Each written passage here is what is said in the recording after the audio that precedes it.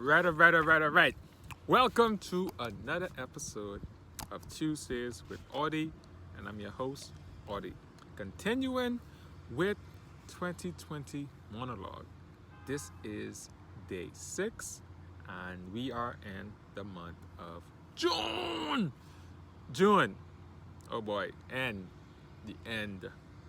So, June was the month that, I was anticipating from the day I started teaching to kind of, see where I came from at the beginning of that academic year, and also and actually seeing how far my students have come from when they started, and having the time to sit back and, reflect on the year with my students and also enjoy, some celebrations, But as we all know, we were in a pandemic, and since we were all teaching from home, and so this year, my first year of teaching, didn't end in the way that I used to enjoy it as a student. In terms of when the teachers used to come in, you used to have those class parties. You get your shirts and people sign in the wall and write all over your white shirt, and you get the signatures and the dates and everything else, and you get to hang them and put them in your memory box or whatever it is that you tend to have.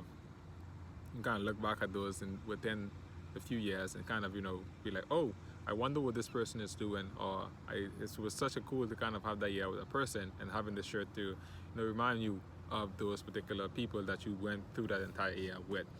And so it was a bittersweet ending for me due to that aspect of not being in person, but, actually seeing where I came from the beginning of the year and where I ended at the end, and all the growth and all the lessons that I learned from my students, especially the lessons learned from my students. One of the things that I learned, I don't know if every teacher does it, and I don't think any teacher is going to recommend this, but admitting that I was wrong.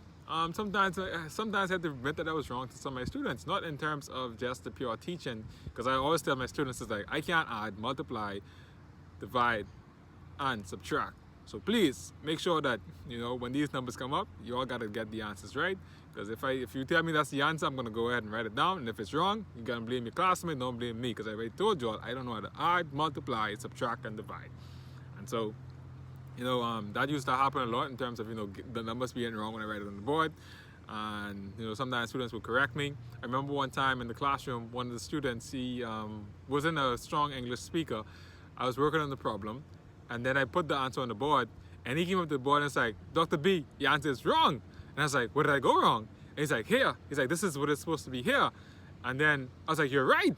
And the student's like, oh, he corrected the teacher. And I was like, what? I was like, if I'm wrong, I'm wrong. It's like, once I'm wrong and one of you guys come up here and show me why I'm wrong, I'm willing to accept it. Because it's like, if I make a mistake, I want you guys to point out my mistake and make sure that I see that I made a mistake and help me to correct it. Because this is the only way that I'm gonna make sure that you guys are paying attention, and also knowing that you guys are understanding the material and paying attention as well. Because those are the key things that, we tend to fall asleep in classroom and like, yeah. But then, and spotting the errors in terms of what the teacher make, most of the teachers, in terms of what I've been accustomed to, I don't know if it's just like a universal thing, it's like they hate to be corrected by a student because it's like kind of diminish their ability to kind of teach. But for me, if I make a mistake, I always told my students, it's like, if I make a mistake, correct me.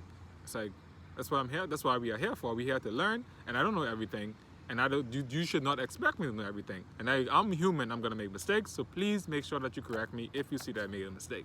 Another important lesson, I wouldn't say it's an important lesson. It was like one of the times I realized that I was so wrong, and that a student was so right, that I then realized that they was right and I was wrong, and I had to apologize to the student, and it's like it took a whole lot. It was a sixth grader, because I thought I gave them a document that they needed, and they was like, no, you didn't. It's like, yes, I did. I remember giving you it. And it's like, yes, and I was like, yes, I gave it to you. Come on, look in your bag and make sure that it's in there. It's like, no, you didn't, Dr. B. And then I was like, what do you mean didn't? It's like, all the classes I had, they have the document, and I know I give it to you guys. And then she said, yes, you did give some of us the documents, but not everybody got it, because this is when all the classes were mixed together and you didn't have enough for every single student. And I sat down and I was like, oh my gosh, she's right. I was like, yes, I didn't give everybody a document. And so I went ahead, I give them the document, and I was like, I told the students, like, you were right and I was wrong, and thank you very much for making sure that you ensured that I realized that I was wrong, because if it wasn't for you, then I would have been still thinking that I gave everybody a document, and that document they needed for them in their exam would have been something that I completely overlooked because of the fact that I was kind of using induction, knowing that all the other classes had the document, and I was expecting that I knew for sure that I give all the other classes, every class a document, but forgetting the key fact that one day I didn't have enough documents because of something that happened at the school, and that most of the students were together, and then I only gave it to a few students and not all of the students. And so I think, and coming from that, learning from them in terms of, the kids, it's like they have a say too.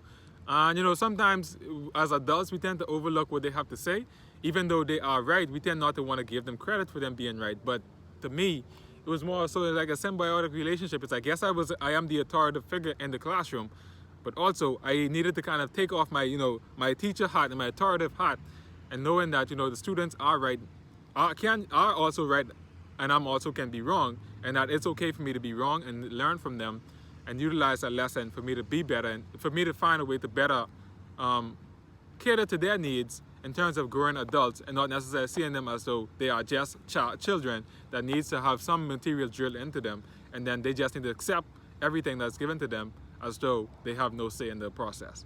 And so, yeah, like I said, the ending was bittersweet. It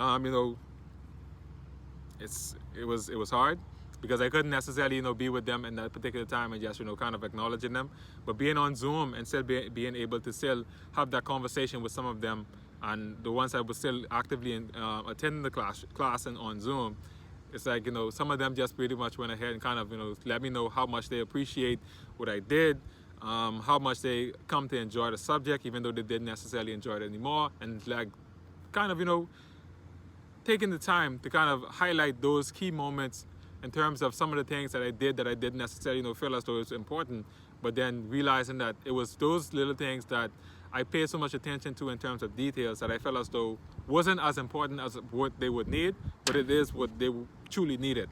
And that kind of helped me in terms of putting some light in terms of skill set that I need to highlight, in terms of every single day is different. Don't necessarily come and take a day in terms of kind of streamlining, thinking that it's going to be the same as every other day, because every day is different. It brings us new challenges, and you have to take every day as a blank canvas and figuring out how it is that you are going to paint this canvas so that the audience, which is your students, are going to see the picture at the end of the day by what it is that you put on this canvas, so that they can appreciate it and paying attention to the details that they will need, and not necessarily overlooking things that you feel as though it's not important. So yeah, to me it was all about the end of the first year of June was all about the end of the first year of teaching, and it's bittersweet, but it was covered in a lot of wonderful highlights and a lot of lowlights as well, in terms of me realizing that I was wrong, and and a lot of so yeah, that was June. And with that said, that brings us to another end of another episode of Tuesdays with Audie. So for those students that are everybody, and I think we all throughout life, we are going to be students and we're going to be teachers, and it's a matter of knowing when is it that you are being a teacher and when is it that you're being a student, because those two relationships can cross paths and you don't realize that when you are being a teacher and being a student. And of course, I've been a student most of my life, given the opportunity to kind of teach a few disciples or pupils, it put me in a different light of the responsibility in terms of how well it is that your actions and your reactions, and how it is that you communicate with students, and how much it may make a big difference in their lives.